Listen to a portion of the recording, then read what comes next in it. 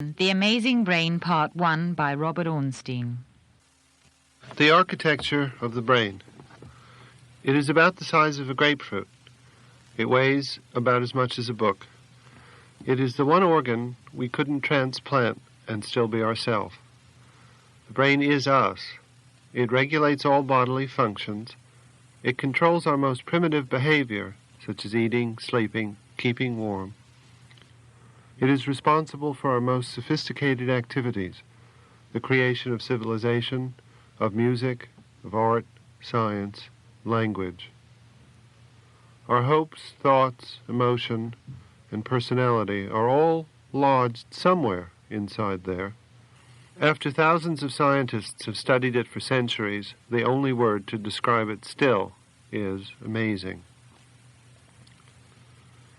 The brain is so complicated that many people feel that a perfect understanding of it is beyond our grasp. There are 100 billion neurons in the brain, and in a single human brain the number of possible interconnections between these cells is greater than the number of atoms in the universe. Although we may never completely unravel the mysteries of the brain, we do know a lot about it. We know something about what the brain is, what it does, and how it got that way. Here's a way to help you imagine its size. Press your fingers on both sides of your head beneath the earlobes. Between those fingers is the oldest part of the brain stem, which is largely concerned with basic systems of life support. Imagine an area in the center of your head. That is the limbic system, which governs emotions and regulates the internal workings of the body. Make two fists and join them at the heel of the hand. This is about the size and shape of the entire brain. It is divided into two hemispheres, each one about the size of one fist. The middle fingers then will represent the area where the brain controls movement. The index fingers will represent the area where the brain receives sensory information. Now imagine your hands covered with thick gray gloves. This is the cortex, from the word in Latin for bark. The cortex was the last part of the brain to evolve, and the area whose functioning results in the most characteristically human activities, such as language and art. My central thesis here is that there is an architecture to the brain because the brain was constructed in a particular manner by the processes of evolution over millions of years. Think of it this way. The brain is actually built like a ramshackle house, built first at one time for a small family and then added on to over several generations of growth. The original structure remains basically intact, but some of its original functions have moved elsewhere in the house, as when a new and modern kitchen is built. The old one remains, but is now a pantry. So it is with the lower original structures of the human brain, the old rooms. The lower part of the human brain is strikingly similar in appearance to the entire brain of reptiles, but the functions are no longer the same. The upper layers of the brain, those that come later, are very different. The brain is not like a sleek modern house, one with each cubic foot well organized. It is actually chaotic. It consists of room upon room of different structures which communicate with one another in special pathways designed to keep them in touch. We'd often like to think that we live exclusively in that modern, rationally designed part of the house, but this is an illusion. We have several systems of brain watching different parts of our world, coming to different conclusions, and acting in ways reminiscent of our past. Our hair may stand on end when we are angry at a business associate, a vestige of the way the fur of our cat fluffs up to increase its apparent size to an enemy. So we carry our evolution inside us, in the different structures of our brain, built in different eras. Emotions, for instance, were here before we were. Let's take a tour of the construction of the brain to encounter first those areas which developed to keep us and our ancestors alive, and then those concerned with creating new life and new worlds. This is the first major way in which the brain is organized, in different structures built up over different eras, designed for different purposes. The brain stem is the oldest and deepest part of the brain. It evolved over 500 million years ago, before the existence of mammals. Many scientists refer to this part of the brain as the reptilian brain, since the human brainstem looks somewhat like the entire brain of the reptile. The brainstem sets the general level of alertness and warns the organism of important incoming information. About midway up the brainstem is the reticular activating system. It is called reticular because the cells are in a net-like structure. Like a telephone bell, the reticular activating system alerts the cortex, the thinking part of the brain, in a general way about arriving information. For instance, visual stimulus is on its way. When a sleeping dog is stimulated in the RAS, it awakens immediately and searches the environment. Another part of the brainstem, the thalamus, along with the cortex, initiates consciousness and makes an initial classification of external information. Is it visual or auditory? It appears that certain areas of the thalamus may be specialized for specific kinds of sensory information. For example, an auditory area of the thalamus sends information to the auditory cortex for processing and appropriate action. A person in a coma has temporarily lost the use of the cortex and therefore cannot respond to or interact with the outside world, but still continues to live because the brainstem and limbic system maintain and regulate body functions. That next level of the brain is the limbic system, a group of cellular structures between the brainstem and the cortex which evolved sometime between 300 and 200 million years ago. It is often called the mammalian brain because although reptiles do have a primitive limbic system, this brain structure is most highly developed in mammals. The limbic system is the area of the brain that helps to maintain homeostasis, or a constant environment in the body. Homeostatic mechanisms located in the limbic system regulate such functions as the maintenance of body temperature, blood pressure, heartbeat, heart rate, and levels of sugar in the blood. Without a limbic system, we'd be like cold-blooded reptiles. We couldn't adjust our internal state to differing conditions of heat or cold. The limbic system is also strongly involved in the emotional reactions that have to do with survival, such as sexual desire or self-protection through fighting or escaping. One good way that most students remember the limbic functions is that they're the 4 F's of survival: feeding, fighting, fleeing, and sexual reproduction. The hypothalamus is perhaps the most important part of the limbic system. In fact, it is often called the brain of the brain. Without question, it is the single most intricate and amazing part of the brain. It is tiny, about the size of a pea, and it weighs about 4 grams. It regulates eating, drinking, sleeping, waking, body temperature, balance, heart rate, hormones, sex, emotions, and many other things. The hypothalamus controls these homeostatic mechanisms of the body through feedback. For example, one's body temperature is monitored in the hypothalamus using blood temperature as the monitor. If the blood becomes too cool, the hypothalamus reacts by stimulating the body's heat production and conservation processes. Through a combination of electrical and chemical messages, the hypothalamus also directs the master gland of the brain, the pituitary. This gland regulates the body through hormones. Hormones are chemicals manufactured and secreted by special neurons in the brain. They are then carried in the blood to specific target cells in the body. For example, in the male, the gonadotropic, literally towards the gonads, hormone is secreted by the pituitary and is carried to the testes by the bloodstream, where it stimulates the production of testosterone.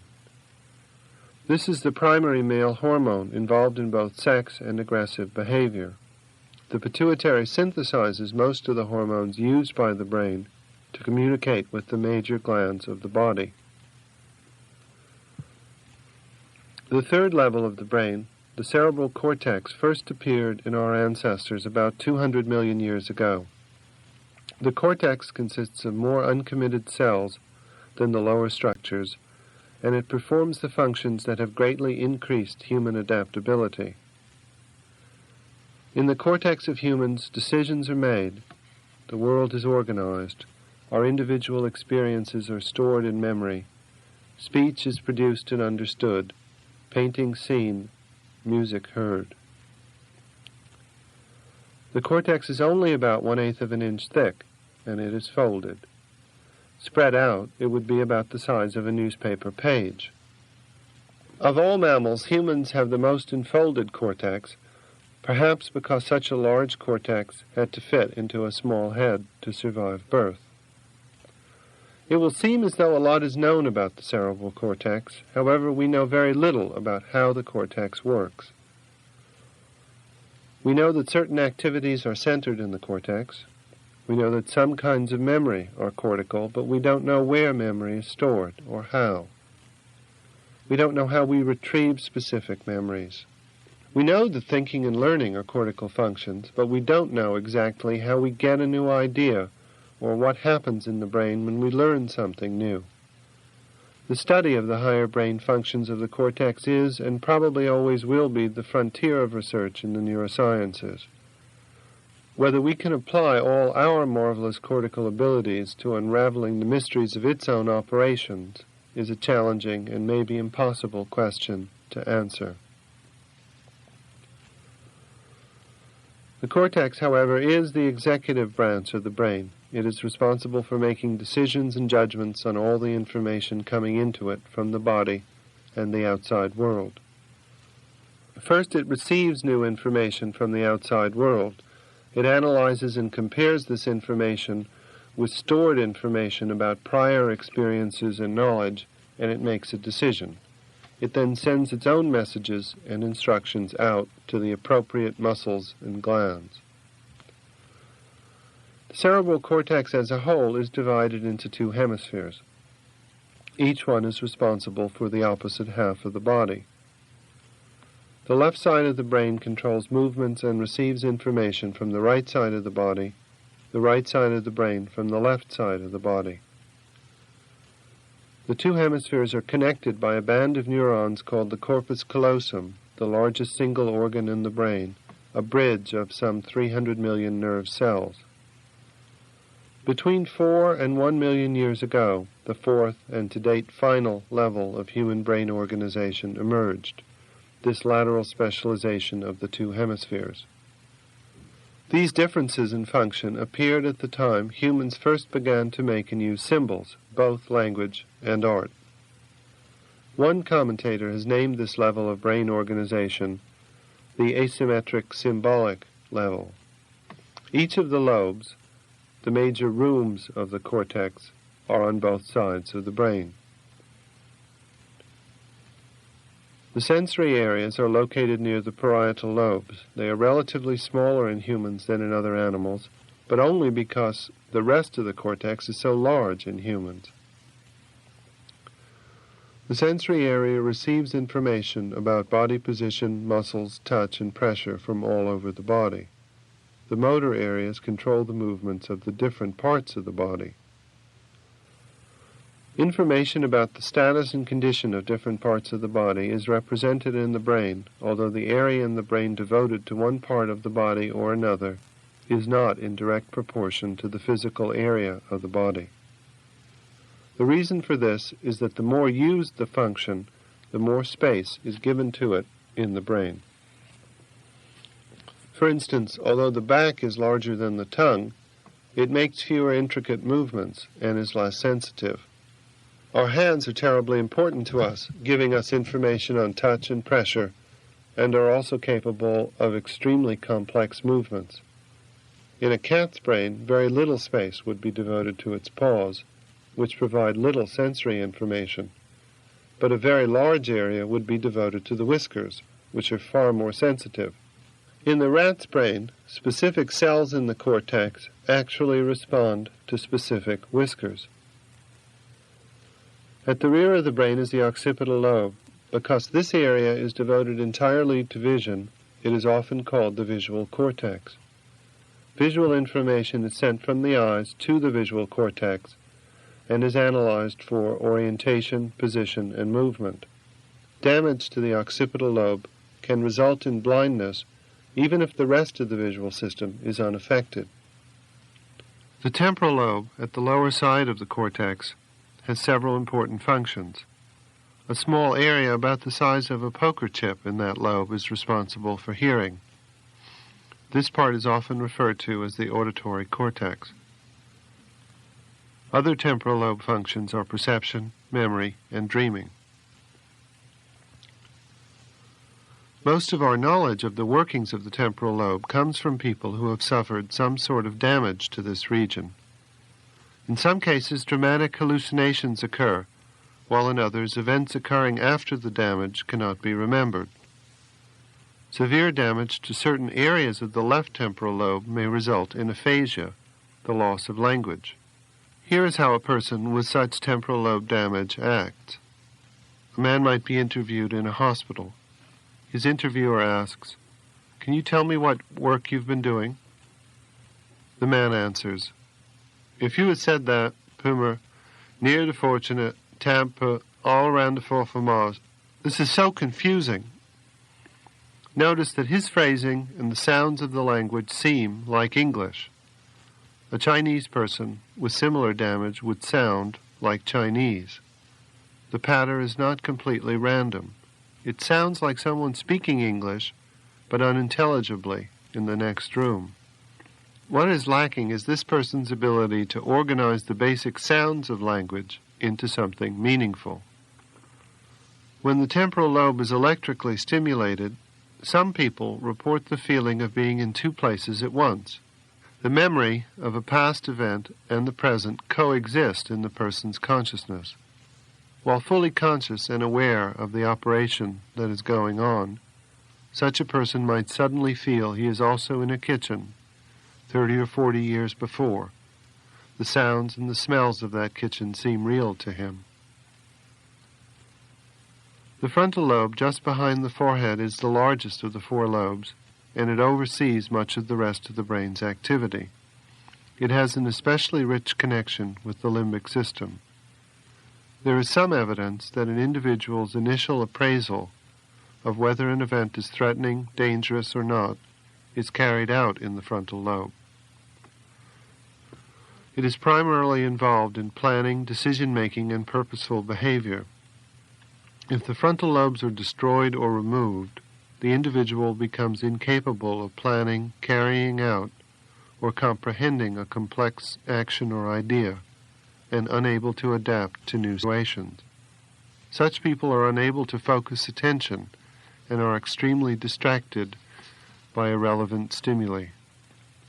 Although many of the most complex functions, such as language and consciousness, seem unimpaired, the loss of the ability to adapt and to plan ahead makes all those other abilities useless.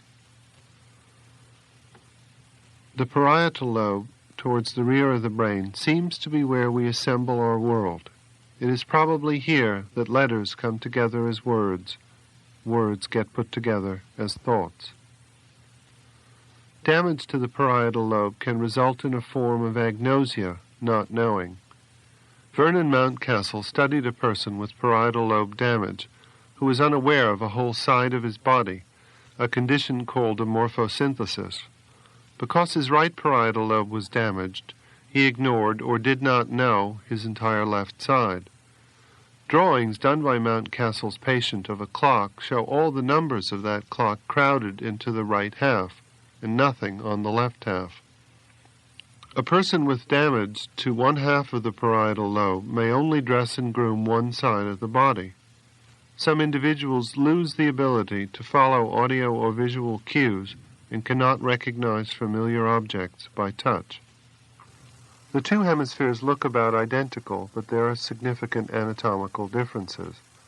An examination of fetuses and stillborn infants reveals that in 95% of the cases, the left hemisphere is larger than the right. This enlarged area is called the planum temporale in the temporal lobe. the planum temporale is involved in speech and written language. It has been known for centuries that damage to the temporal lobe of the left hemisphere causes aphasia, the loss of ability to speak language. Damage to the right hemisphere results in impaired performance on spatial tests, such as the ability to draw or to recognize faces. Although each hemisphere is specialized to handle different tasks, the division between them is not absolute. They are in constant communication with one another. Rarely is one hemisphere completely idle and the other frantic with activity. The left hemisphere is much more involved in and much more proficient in language and logic than the right. The right is much more involved in spatial abilities and gestalt thinking than the left. But it is oversimplified and misleading, even wrong, to assume that the two hemispheres are separate systems, such as two brains. An activity as complex as language involves both hemispheres interacting with each other. If either hemisphere is damaged, the remaining intact hemisphere can take over, but this becomes less easy as we age. If the left hemisphere is damaged at birth, the right will take over language, although the person may be less adept at language than she would otherwise have been. This recent division, only 1 million or so years, of the brain into two hemispheres is the most distinctively human part of the brain. Language, art, inspiration, kept separate by the enormous chasms between two brain structures, kept in touch by an enormous spanning bridge. It does make you wonder how this all happened. The human brain's most celebrated achievement, by we humans, of course, is thought. Those things that are thought to make us most human, language, thinking, perception, intelligence, consciousness, they actually represent only a small fraction of the brain's functions, and we typically make a gigantic mistake, confusing what is distinctively human with what is typically human. What the brain really does is regulate the body. It controls body temperature, blood flow, and digestion. It monitors every sensation, each breath and heartbeat, every blink, every swallow. Much of its work is in directing movement. Walk this way, take the hand off the stove, lift the arm to catch the ball, smile. Even speech is movement. The tongue, the lungs, the mouth, and the pharynx all must be directed to move in certain ways to produce speech. So, to follow the progress of the human brain, a simple fact must be noted. The human brain is designed to run the human body, and it evolved along with the human body. Our bodies are different from those of other animals, differences so obvious that they are almost always overlooked. We walk on 2 legs, for instance. No other animal does that. We have a distressing lack of feathers or fur. But we now have a fairly good idea how our ancestors, over millions of years, underwent successive physical changes to better suit their new circumstances. The only records we have of these important changes are a few fragments of tools and skeletons preserved as fossils. But with new evidence being uncovered and interpreted, with more pieces of the puzzle of human history being assembled, the full story, surprising and miraculous as it seems, is emerging. Before we embark on a journey through millennia, it is necessary to rethink one's idea about time. In evolutionary time, a few million years, give or take a few thousand, is not very much. Given the time scale of the history of the earth, mankind has developed and multiplied with unprecedented speed. In only a few million years, humans have spread from the African plains to inhabit every part of the planet, and grown from a population of a scattered few thousand to well over 4 billion. To get an idea what astonishing speed human beings evolved in, if someone were to chart the entire history of the earth in a single year's calendar, making midnight on December 31st represent today, the first form of life, algae, would appear about July 1st. Fish would appear about November 20th. The first recognizable human ancestor would not appear until the morning of December 31st. The first human being would appear about 11:45 p.m. Everything that has happened in recorded history, the subject of history, would occur in the final minute of that year. To continue our story, between 25 and 13 million years ago, a series of events began that led to the emergence of two primates, humans and chimpanzees. Our ancestors, who were called hominids, were tree-dwelling animals. Sometime before 13 million years ago, the forest in East Africa began to thin out, forcing many of the tree-dwelling primates out of their homes. The ones that were strong enough to hold on to their tree homes evolved into chimpanzees. Of those who were stout, some did not adapt and became extinct, while others learned to live out of the trees. They took up residence in the surrounding grasslands. They prospered and survived, and they evolved into pre-humans. The first hominid species we could call our direct ancestors were tiny Australopithecus about 3 to 4 million years ago, and a newly discovered species, Homo habilis, about 1.5 million years ago. Of these species, only Homo habilis, which means handy man, survived.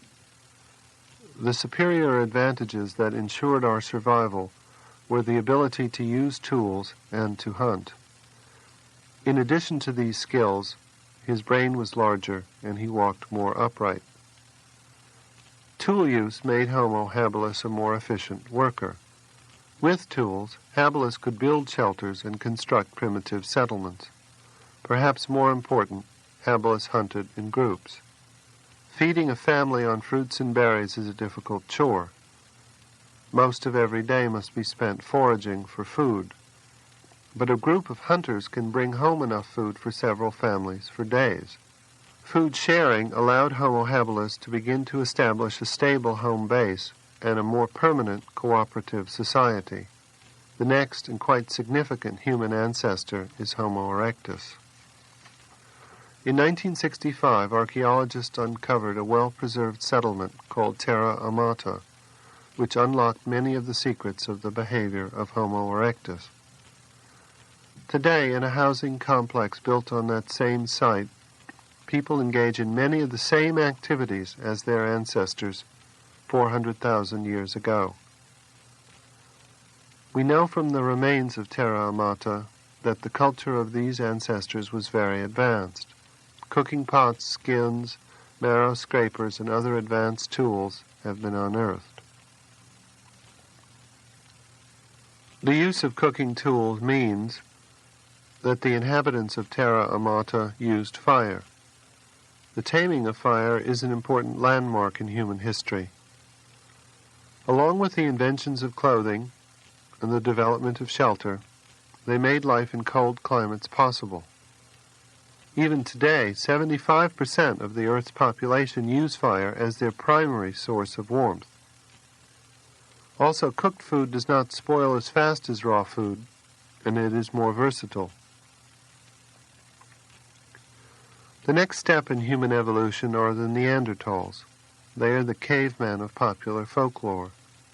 They have been portrayed as brutish and dim-witted, possibly because of their physical appearance, but this image now seems to be wrong. Neanderthals first appeared about 150,000 years ago. The range they inhabited was similar to Homo erectus, from Germany to China, predominantly in northern regions. They had adapted so specifically to cold-weather climates that many scholars think they became extinct when the Ice Age ended. Neanderthals refined the inventions and discoveries of Homo erectus. Their shelters were more elaborate, almost homes. They clothed themselves in skins for warmth and created quite complex tools. The tendency towards cooperation had probably evolved by this time into the first genuine human society. Thus, Neanderthal was not very different from us, His brain, for instance, was 1,500 cc's, about the same, if not a little larger, than ours. In 1868, French railway workers were cutting through a hillside when they came upon 4 human skeletons. The skeletons looked modern, but the tools and objects lying to them did not. They were stone tools, seashells, and animal teeth with holes drilled in them, apparently for stringing on an ornament. These skeletons have proved to be the earliest remains of our own species, Homo sapiens, intelligent man. These skeletons were called Cro-Magnon after the site of their discovery. There are significant physical differences in the shape of the skull of Cro-Magnon and Neanderthal. In only 75,000 years, the shape of the face changed. The brain did not change much in size, but it actually moved higher up in the skull. The palate inside the mouth enlarged to fill that space. This allowed greater precision in speech, although Neanderthal certainly had speech. The brain moved up, basically, so that Cro-Magnon man could speak better than Neanderthal. Speech is the most sophisticated tool humans have. With the first development of language, the pace of evolution, which had quickened since Homo erectus, began to proceed with unprecedented speed. Because of their extreme language skill, Cro-Magnons had an advantage over Neanderthal. They could plan, organize, and cooperate much more efficiently. The tools Cro-Magnon used in hunting and in daily life were considerably more elaborate than those of Neanderthal. Shelters and settlements, too, were more complex. A major Cro-Magnon characteristic is very sophisticated art. The Cro-Magnon paintings found on the caves of Lascaux in France, done 15,000 years ago, are perhaps as beautiful as anything ever created. Art and language are both significant milestones in human evolution because they signify a mind capable of abstraction, symbolism, and invention. Making art is an abstraction of a world not present and is often a representation of a worldview or a spiritual system. Language, too, is abstract, involving the use of arbitrary sounds to represent real objects in the world. 15,000 years ago, at least, one commentator has it, our ancestors were fully human. So there is a footprint in Africa, impressed in the sand more than 3.5 million years ago. It marks a spot where human beings diverged from the rest of creation. It is the footprint of a creature beginning to stand up on 2 legs, not 4. That first tentative step set into motion a series of changes that made modern humans who we are. The shift from 4 legs to 2 caused a shift from our ancestors' reliance on smell to their reliance on vision. The weight of the body that was supported by the front limbs was shifted to the legs and to the pelvis. As a result, the front limbs were freed for other activities, such as tool making and carrying. The pelvis thickened to support the weight of the upper body. This changed the entire process of childbirth, making humans a species born extremely premature and born helpless. All this resulted in a larger brain, and eventually in language and modern society. All these changes led, step by step, to the development of the human brain, and they all changed together: walking, the hands, the pelvis, childbirth, and ultimately brain size. How this happens has only recently been understood. Chimps and gorillas can stand upright at times, but when they move, they do so on all 4s. The first fossil skeleton showing evidence of bipedal locomotion was left by a creature who has been named Lucy, who lived about 1 million years before the use of tools, so standing up predated tool use. Since standing animals can spot approaching danger as well as opportunities further away. A more sophisticated visual system developed along with upright posture. Color vision, for instance, is unique to human beings. Erect posture also led to profound changes in human sexuality and social systems. Here's how it worked from an architectural engineer's viewpoint. With the freeing of the front limbs, the hind limbs have to bear the entire weight of the body.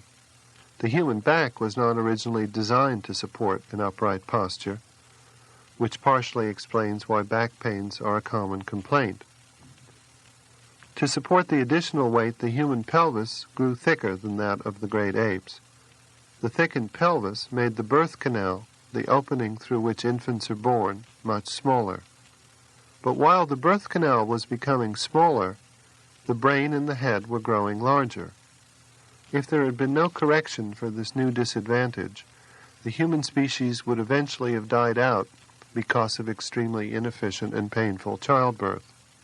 The solution was to have human babies born very early in their development. At birth, the chimpanzee's brain is about 45 to 50% of its adult weight, while a human baby's brain is only 25% of its adult weight. Human children have the longest period of helplessness in the animal kingdom. Thus, the major portion of the human brain's development occurs outside the womb. It is exposed to and influenced by many different environments, experiences, and people. So the external environment plays a much greater role in the development of the human brain than in any other primate. And because experiences with the surrounding physical and social world are different for each person, our brains may be more different from each other than our other primates. The feedback loop that led to human evolution caused the brain to evolve faster than any other human organ. It took hundreds of millions of years to create the 400cc brain of Australopithecus. Yet in only a few million more years, the brain had grown to about 1250 to 1500 cc's and had developed all of a sudden the capacity for abstract thought. This kind of thinking, abstract inventive thinking, has been the key to the human adaptation. It has helped us to adapt to every kind of geography and climate on Earth and even outside the Earth's environment. The brain underlies mental life, the ability to learn, to create, to invent, to think and say things no one else has ever thought. Our brain is the largest relative to body size of all land mammals, but it is not just the size of the brain that matters. What is especially important is where the brain is large. Although the anatomy of much of our brain is identical with that of other primates, our cerebral cortex, the uppermost part of the brain, is much larger and more intricate than in any other animal. It is the most distinctive part of being human, and it is a very important part of why the human brain is different and why human life and health is very different from that of any other animal. The cortex of the brain enables us to carry ourselves beyond our inheritance and to create our own environment again and again.